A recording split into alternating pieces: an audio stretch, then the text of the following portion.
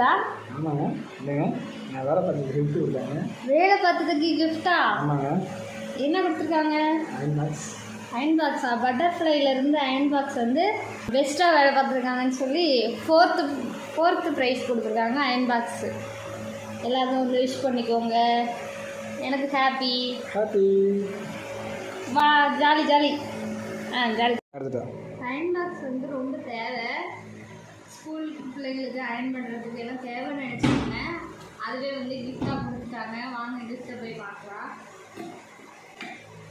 இதெல்லாம் வந்து வேலை செய்கிற இடத்துல என்கரேஜ் பண்ணுற விதமாக கொடுத்துருக்காங்க.